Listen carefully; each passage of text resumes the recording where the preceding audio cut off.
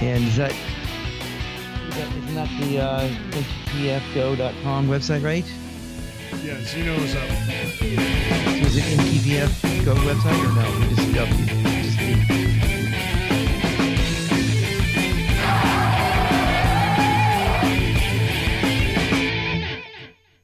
Okay, we more or less we're live. We're having a few technical difficulties, so I expect things to get really weird. I don't know what to say. You know, it's a problem. And whoops, what's going on? There we go. No, not that. Okay, I don't know why it's not showing. There we go. Okay. You know, you think that after doing this for what, this is 37 weeks I've been doing this show, that I would have a little bit more professionalism in how everything works. And it frankly, I sometimes wonder what I'm doing at all, but it doesn't matter because I have good people that come on with me. And one of them, now we don't have Warren again this week. Warren will be back on again next week, but we do have Brian Monroe. Brian, how you doing? Hi there, doing great. Glad to join you today, and I'd like to talk about what's happening in the world of Apple and Macs and iPhones and whatever else is going on. So, we have now. You're over there on the left coast, right? Oh yeah, over there in California. Yes. Yep, California, Silicon Valley here, and having a great time. So now, what is actually your regular gig? Are you like full-time technical support? Yeah, basically, I'm an IT consultant. I would say it's full. I mean, it's mostly full time. It's not like I'm working 40 hours a week and everything, but right. I get enough work that basically it takes care of paying the bills and make everything work and everything. So things are good. So okay, and it's what it is basically is, like I say, I have a good group of customers that keep on coming back to me, and so it's a good deal basically. So Well, make sure that before this is all over, because I'm guessing that you have telephone numbers and websites and all kinds of things that people can use to contact you. We have a couple people. We have 3 people with us, so we have 3 people that have managed to join the madness that is the Mac to the Future Go live cast. This has not been the best breakfast that I've ever had. But there are several things that you can do if you want to join in on the fun. Number 1, you can call us through our Zeno live service. That number is 1-701-801-4367. It's right there on the screen. Once you're connected, you dial 5 if you want to talk, or you can just listen. There's also the Mac to the Future Go website, mttfgo.com. And if you go to mttf-live,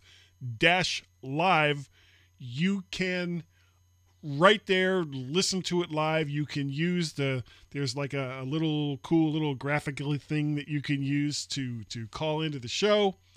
Now the call-in feature, we've used it now for, I guess this is like the 3rd week that I've been trying to do this, Brian. Mm-hmm. Sometimes it works really well. Sometimes it does not work really well. And I honestly have no idea whether it's going to work well or not at any given time. But on another note, this is the first week that we're doing the show outside of the Mac to the Future Facebook page. We're doing this directly on Facebook Live through, I guess, my own, what is that? My own page, I don't even know what you call it off the top of my head. Well, your own Facebook account, basically. You're not even doing it off the MTP Go, basically, thing. Right. So, yeah. Right. So it's my own thing. And we do have a couple of, Warren says it's party time. Now, Warren, are you back from your cruise? Because you told me that you were going to be gone last week and you were going to be gone this week. So that's why we're doing the host shuffle here this week. But regardless, it's too late. You wait, he expects, Marcus Benjamin says he expects nothing more. Okay, he has been watching he's been watching the show. He's seen it in the past. We do have a couple things to talk about tonight, and I guess we're going to get right into those now that we've been talking for, I don't know, 5 minutes, 6 minutes. Yep. And the first one is the very, very serious bug in High Sierra that allows people to log in as root without a password. Now, Apple, to show you how serious this is, and Brian, you're a long time tech guy.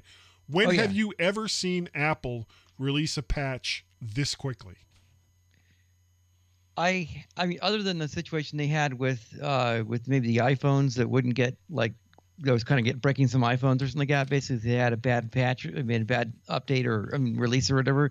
Generally speaking, they don't do it that quick. Basically, I mean, usually they take at least a week, maybe or something like that, if not longer, to beta test things, go through a bunch of regression stuff and everything else. But this was really serious, so this is one of those things that really they had to get out quick. Right away.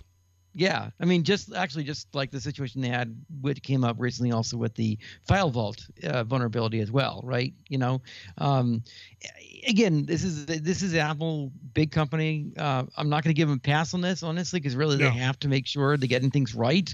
These are important things that you don't just leave people's security wide open kind of stuff, because people assume that passwords work, and that if they put a password on something, they're supposed to work anyway. Yeah, and they don't want to think that, oh, gee, Apple's not trustworthy either, So that's definitely something really important for Apple, to make sure they maintain their customers' trust, and the fact that ultimately they're actually doing the right thing by getting everything secured, so that the future, as Apple wants to move forward with security and products that they're doing and privacy, that they can actually introduce new products that users will trust, in essence. So, well, is it only High Sierra that has the problem, or does this extend past that? That I'm aware of, basically, was only a High Sierra issue, which, again, not everyone has High Sierra. I mean, I've been just recently upgrading my clients to High Sierra. So there's even, I'm sure, many people that haven't gotten, because they got Sierra on, because they don't know how to upgrade from system to system version. That's because it's not the same obvious process that is in there in MACOS. I mean, iOS, I meant to say anyways, where it's like right on the settings icon, you see a red one on there, you tap on it, and you drill in, and it kind of leads you along the process to install it, right? The problem with macOS is that it's kind of buried in there in the Apple menu under the App Store. Basically, you find it over there. There's no visual indicators that you need to move to a full new system. I mean, they may tell you the other stuff you can actually you have to turn on to say if you want to actually have the OS install automatically updates and everything, which I generally speaking do anyways, because it basically means situations like this, my clients don't have to call me up; they'll just get the update. So, so you recommend auto updates? Generally speaking, except for that one situation that both Microsoft and Apple have had, which killed the networking stack basically after an update. There was a period that actually happened both Microsoft Windows 10 and also it's happened with Apple with, I think it was Sierra. I think it actually had this problem where they actually had a bug in it where your networking stopped working. At least the Ethernet, I believe, anyways, was. So but generally speaking, I'd recommend having the auto updates on, just because for the non-technical users, if you know what you're doing, fine. You basically can install updates manually and keep up to date with all the patches and everything else. But the average non-technical user, it's better they just let things install for themselves. So yeah. All right, now if you're running High Sierra and you haven't updated, actually, if you're running High Sierra and you don't have a root password on your computer, you really, really should. And we're going to take you real quick through how to do that. Step 1, you want to launch system preferences. Mm-hmm. Step 2, select users and groups. Then select login options. You'll need to hit the little lock and put in your admin password in order to get to some of this. Once you're in there, you right next to it, you'll see join next to network account server, and you'll want to open directory utility, click the lock, and then enter your password to make changes. In the menu bar of directory utility, select change root password then create a strong, unique password, save it all, and make sure you remember what that password is. Now, do you use anything like 1Password or FastPass or my clients, LastPass? I do LastPass with my clients. I basically just straight up use Keychain because I know what I'm doing basically, and I'm happy with that system, and I know how to navigate around the not so well designed, at least in the macOS side, GUI interface for that graphical user interface. But for my users, exactly, there you go. Yeah, I just saw. Frank Petrie was saying that Paul must be proud of Guy's shirt. Yeah. But actually, what I would have liked, because this is the new logo. They changed the logo because the old logo was basically like this Rambo-ish looking blob with a machine gun and sunglasses, and I guess they felt that was not politically correct or what have you. So they changed. This is the new logo. They changed the logo. Right. So. But I am a big fan of Rogue Amoeba's stuff. I recommend it to if you're doing anything with audio on a Mac, you really should have both.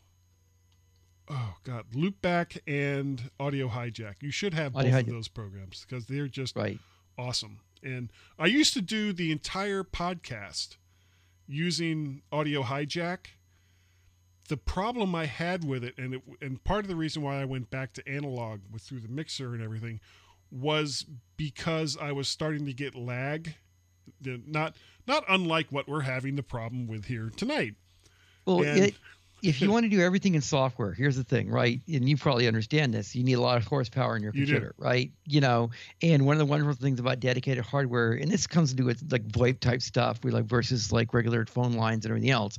All these things, anytime you kind of get involved with software, which can be a lot more flexible and great, you have to put a lot of resources into it. You can't, I don't want to say cheap out, but you have to make sure you basically have really beefy gear because some of the stuff just is, time sensitive. And audio definitely, if it's wrong or video wrong, you're going to see it, and it's going to be a problem. So right now I'm on a 2010 Mac Pro, right, which is 32 gigs of RAM.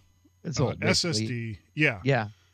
Should I be thinking about getting something else, even if it's not like Xeon type processors? I mean, look, obviously depending on your budget, of course, but I mean, nowadays there's a lot you can do with the iMac lines, of course.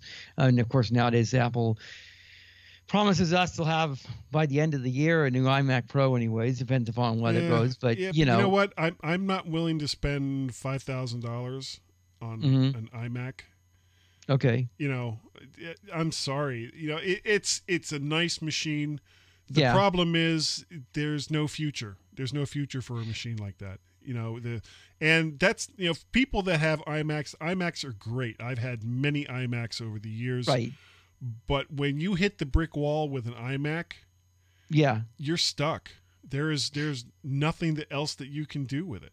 The caveat would be, obviously, of course, you have a solid state drive there. You definitely would want to get some sort of, I imagine, solid state boot drive or something like that in there, which basically would jack up the cost, of course, because Apple, they charge a nice premium on those solid state drives and everything. I mean, so it just depends on what your budget is and how you're doing stuff, of course. So but.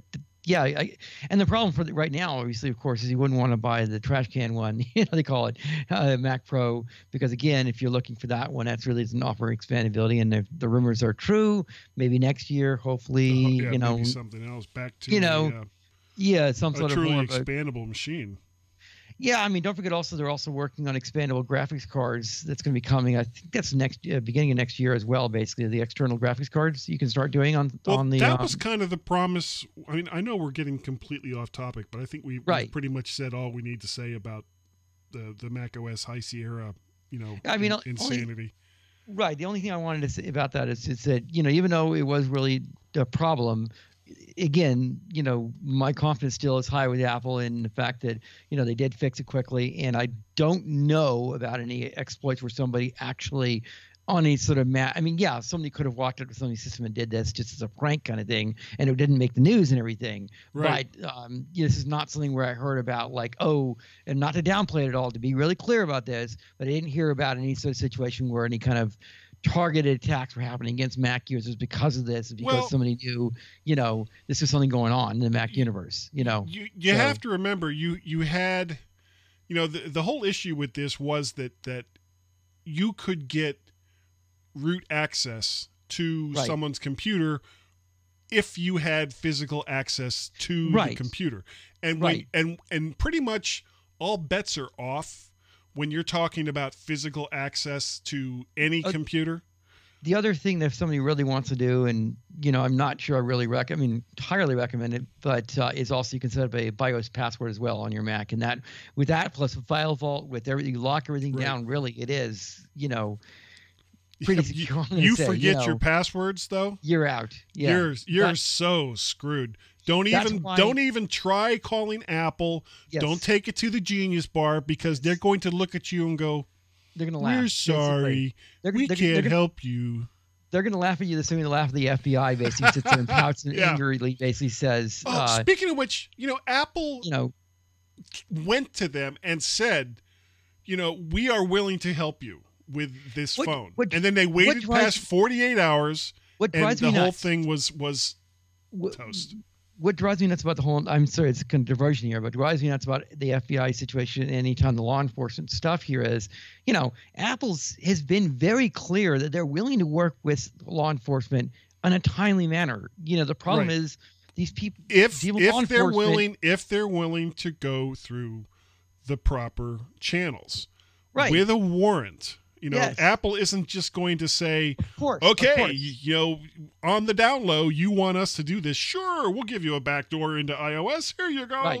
No, they're not going to do that. The problem is once the knowledge, and this is the point they made, the captain San Bernardino after the San Bernardino case was, it becomes weaponized, because once you create the software, you cannot control it, basically. We saw this with the CIA with leak of Vault 7 stuff. These things get out there. And even there was actually, I remember a blogger post, the guy was talking about, but through the discovery process in the legal case, you may have to show your source. I mean, there's actually processes where this data, any sort of backdoor tools would be like forced into the open just by nature of the way the legal system works. Exactly. So, long story short, basically, yes, don't go if you set any security things up like the root password thing. If you start going in and doing things with BIOS passwords, anytime you do the file vault, anytime you put security in your system, understand it's vital you have it written down someplace, or some place that you can get to, where it's like documented someplace. Because I do this stuff with my clients all the time. Probably about half of them, and you talk about password managers and everything else, but half of them have no idea what their passwords are. Things expire, basically. Even if you type it in on smartphones, sometimes you could fat finger it, basically, or even have like a bad digitizer on the smartphone and think you're actually typing it in correctly, and it doesn't actually take the password that's correct. So passwords are great and everything to a point, but just understand that if you put that stuff in there, especially in sort of BIOS passwords, don't lose it. Do not lose it, because understand if you do, you're done. Yep. Real quick, I want to say hi to a couple people that have joined us here. Diane Cast Java. Hi, Diane. I haven't talked to you in so long. I saw that that the kids had a birthday recently, and happy birthday to them. Thanks for joining us here today on the Mac to the Future live cast. Also, Daryl Jones, who's a former roommate of mine back in the 80s, dude. Robert Shipley, who I have known since 1966 or 1967. He's an old buddy of mine from Oakland Park, Florida. Welcome one and all. Warren Sklar, of course, Mac the Future, Frank Petrie. I don't know who else is here.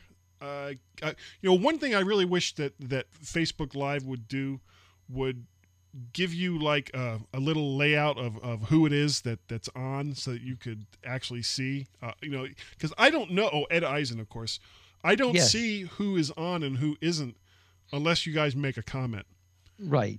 Now, we're going to take a break in just a minute, but if you'd like to join in on the fun, The phone number is right up there on the top of the screen, 1-701-801-4367. Then dial 5 to request a talk. Of course, you can go to the Mac to the Future Go website, mttfgo.com. Click the MTTF live link, which will take you, and there'll be like a little icon there that you can hit, and you can use that to connect up to us here on the show. All kinds of ways that you can talk to us.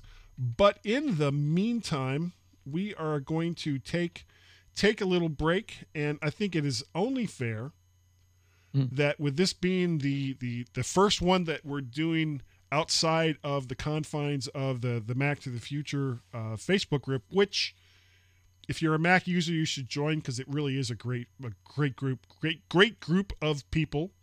We're gonna do a little ad here for Ed's book. So everybody hold on. We'll be right back.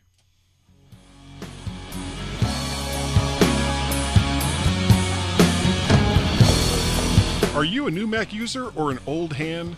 Wish you could know the ins and outs, keyboard shortcuts, or hidden tips and tricks to make you more efficient using your favorite computer? Hey, it's your lucky day, because Edward Eisen has written a great guide to knowing more about the Mac and the OS that it runs on. It's called This is the Light Side, and it's available through Apple's iBookstore or with Amazon. Better yet, it's not a stuffy old book that gathers dust on the shelf once the next operating system is released, because it's an ebook that you can look at anytime you want. It won't get outdated because it's continuously being updated. Information on setting up your new Mac, installing and getting rid of applications, security settings and what to look out for, keyboard shortcuts, some basic app recommendations, how to use Windows on your Mac, if you really want to, that is, advanced topics, searching, using iCloud, and much more.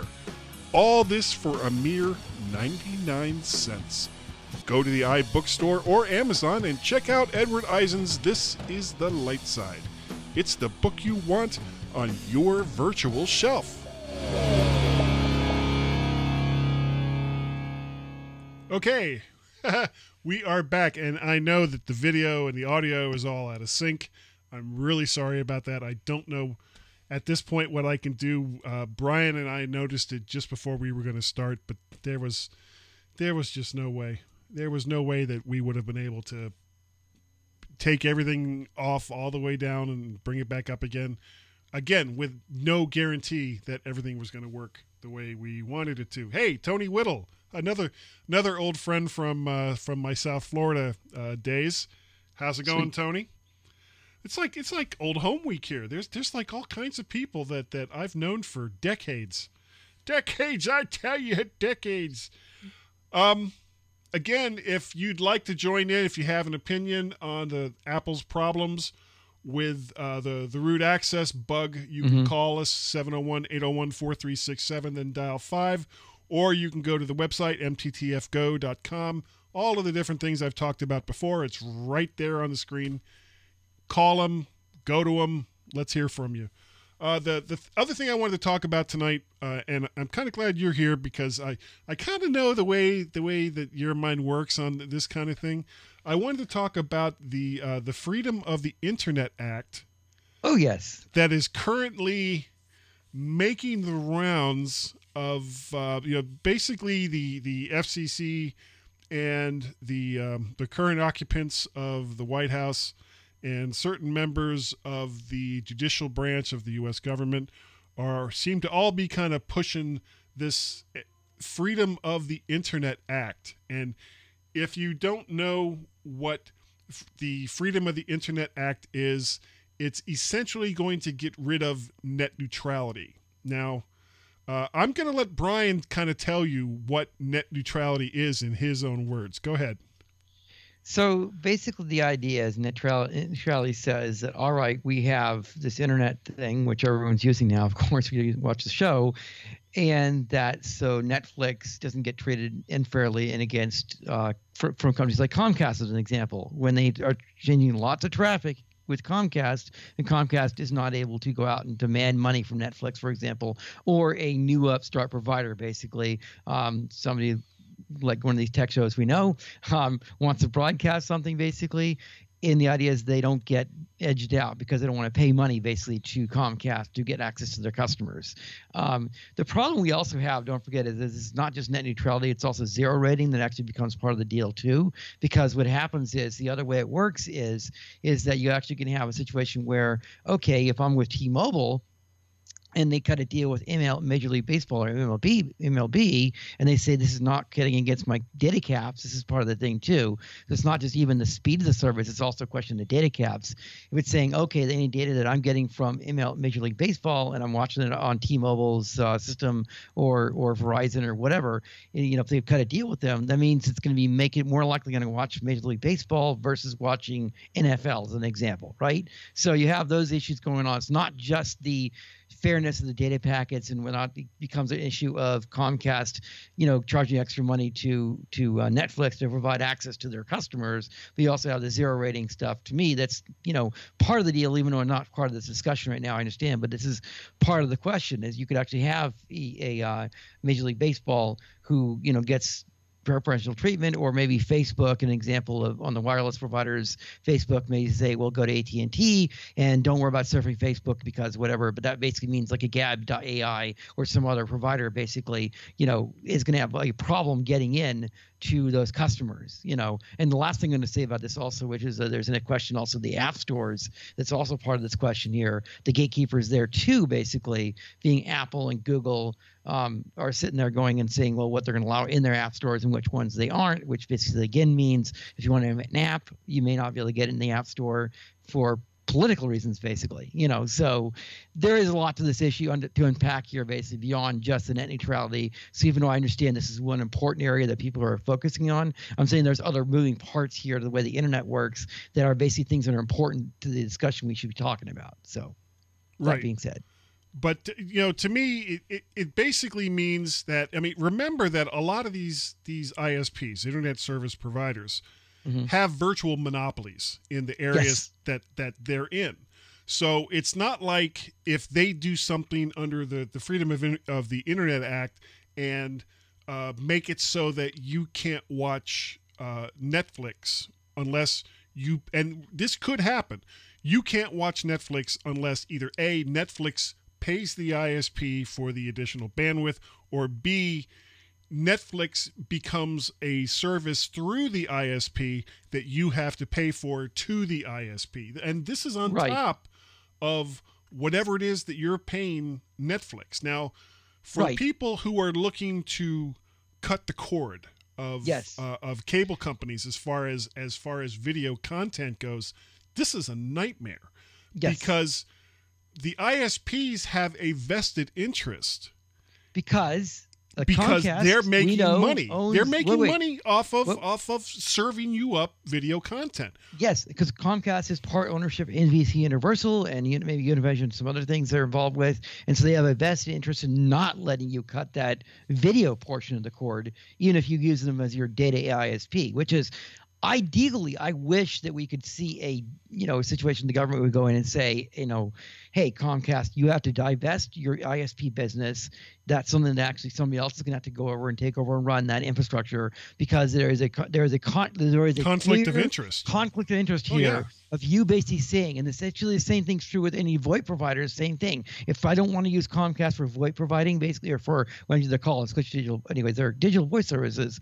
If I want to use somebody else, again, because both voice and video are so time sensitive that if they don't provide enough capacity, bandwidth, enough port capacity to those ISPs, appearing locations of those ISPs, you're screwed basically. You basically sit there and try to stream something on Netflix or want to watch an iTunes movie or whatever. Or try to make a live cast. Well, exactly. Something like exactly this kind of thing here, or you would basically want to broadcast the world, but mostly we're talking about the other side, basically, generally speaking, the big providers, and that's where it really becomes a thing for me that gets frustrating, because I see Comcast and AT&T with the data caps, which are nonsense.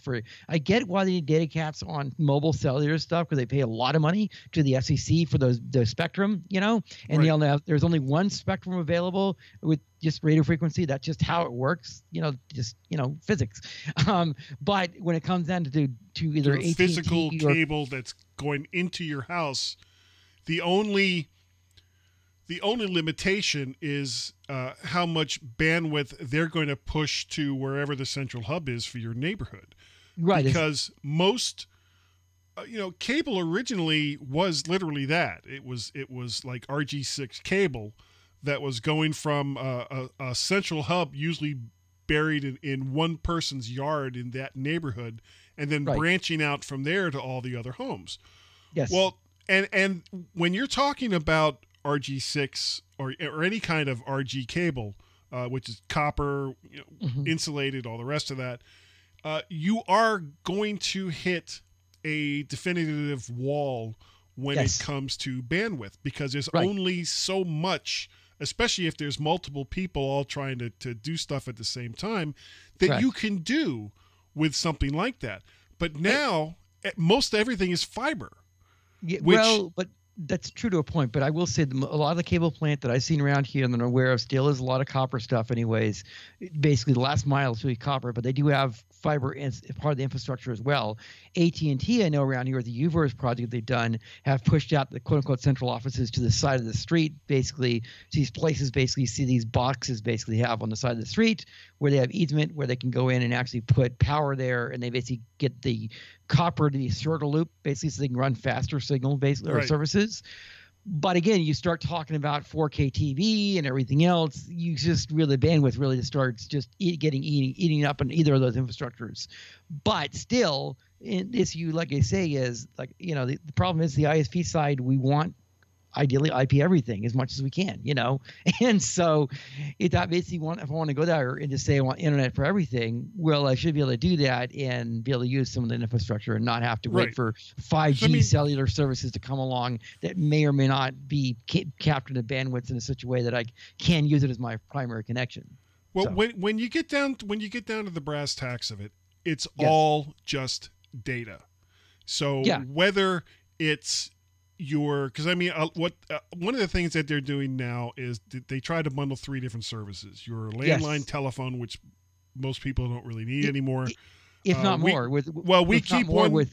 They're trying to also do like home security services and a few other things as well. But but I mean, honestly, I can't imagine there's too many people that are using their ISPs for home security. Right. I just can't see how most people are going to trust them for that. But you've got telephone, you've got cable television, and then you have internet. So they bundle these together for one low price.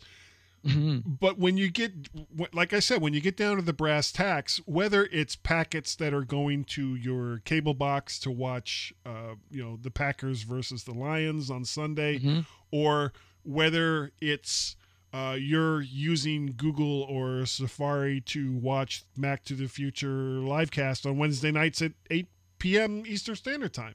It's all just data. And it doesn't really matter. It just depends on what direction that the data is going in. Right. So what ISPs really need to do, in my opinion, and what they really should be concentrating on is becoming the best ISP that they possibly can be, and offer a service, and yes, have it be a little bit more than if you were bundling cable, and if you were bundling telephone, and if you were bundling internet into one big package. Okay, say that the base service, and I don't know what everybody pays around the world. Let's say it's $100 for those 3 services bundled together. Right. But all you want is just internet. You don't need the telephone. You don't need the cable. So all you want is just internet. All you want is just the internet. So make that $80. Right. And then you figure out what TV channels that you want, and you pay those individual channels for access to their content. Or you pay an aggregator, basically, a rebundler, which, this has been talked before about in some of their podcasts that I listen to. They basically say, look, the bottom line is for a lot of people, the bundles are actually not that bad of a deal. for cable, TV side, Well, as from the long as standpoint. it's channels that you actually want to Yes. watch. The problem is I've got wait. 20 Spanish language channels. I get it, but why?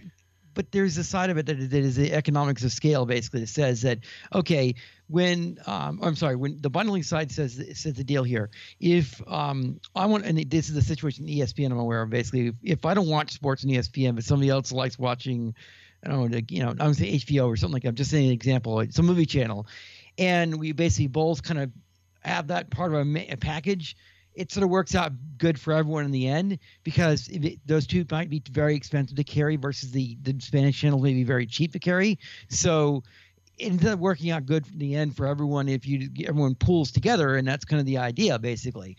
But yes, I agree. This is one of the problems I see really comes down to one of the reasons why people get frustrated about the packages, because that's the thing. They feel like they're paying for so many channels, and yet there's nothing on they want to watch, Right. or they feel like it's just not a good value because they don't really understand the economics. It hasn't been explained well enough. And I blame partly the cable industry themselves not explaining how much it costs them to actually get the stuff that we sell. They don't want those numbers out there.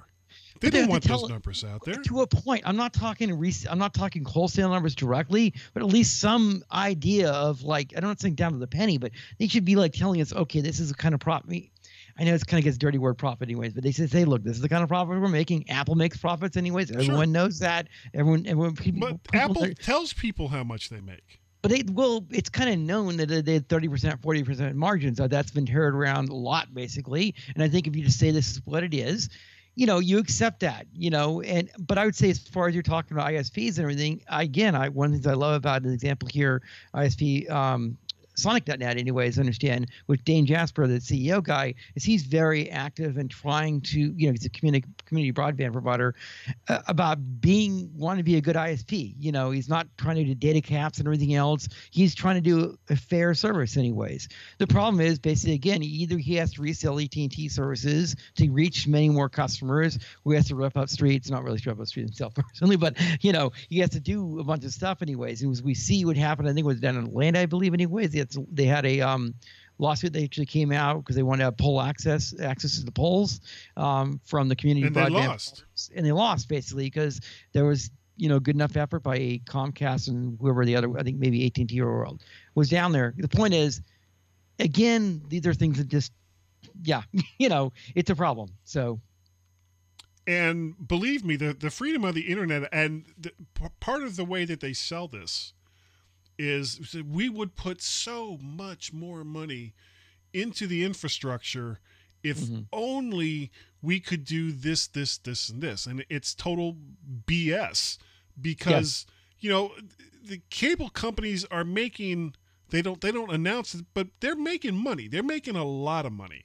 Yeah. And they're currently very, very happy being able to dictate terms to content providers. I mean, I don't know if you get the Weather Channel where you are, or did they get pushed out? They got pushed out here.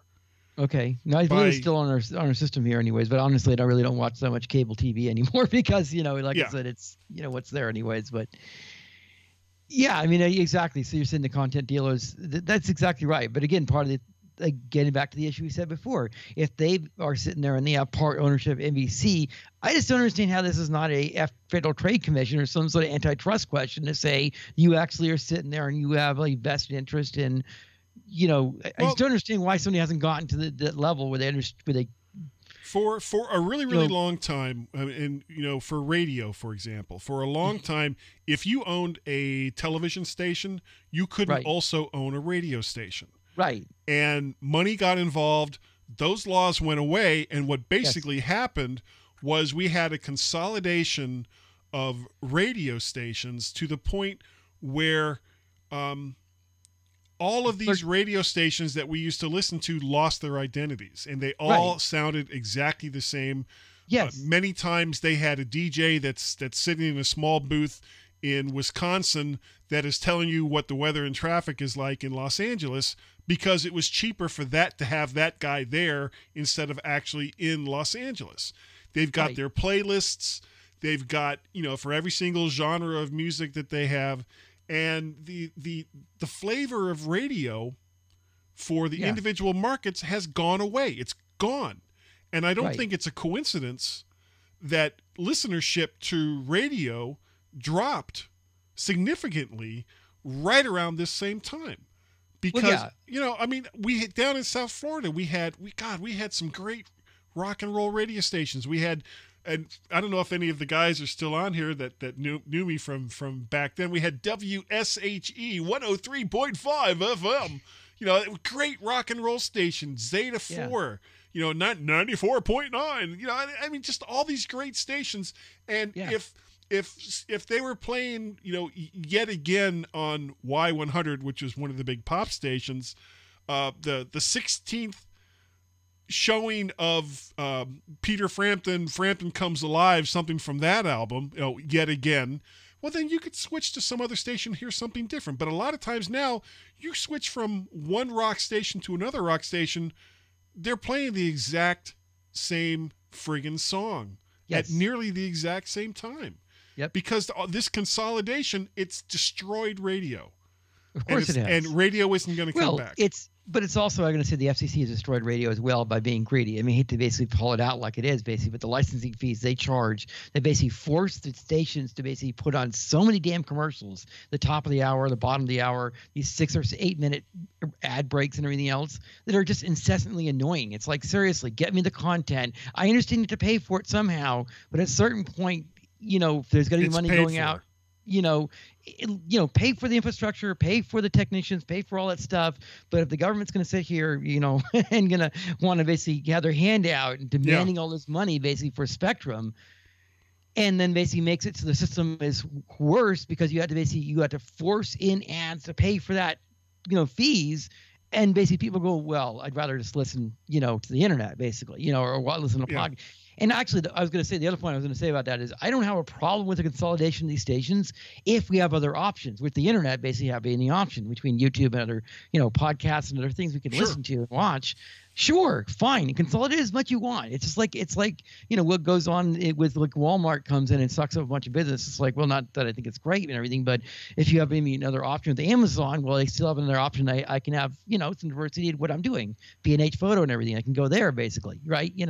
So it's not as much of a problem if things are changing. I'm not like things have to stay the same, but if you're going to consolidate, yes, these ISPs have to be not throttling packets. They got to be opening things up. They can't double dip to going to Netflix and everything else. You can't basically sit there and say, or the same thing with the VoIP providers. You can't sit there and choke off their traffic, so you can't use a VoIP system, which is more flexible and better. Honestly, it's a better system as far as I'm concerned than the regular traditional landlines or even systems. Because you can have the phone calls go where you want. The software is a lot more sophisticated. It's just better. So, anyways, yeah. Well, and this. Essentially, what happened to radio is what's going to happen to free TV if this Freedom of the Internet Act passes. Yeah. So, I was really hoping that we were going to get some calls on this. 1-701-801-4367. Call the damn number. Dial 5 your request. Go to the website. Call in through there. We would love to hear your opinion on some of this stuff. Hey, Byron. My next story. Byron Quirk just joined this chat. He was my next door neighbor in Oakland Park, and oh boy, the stories that he and I could tell that we never ever will on this show. But it was South. Let me just leave it at this: it was South Florida in the mid to late 70s, and a lot of fun was had. I'm sure.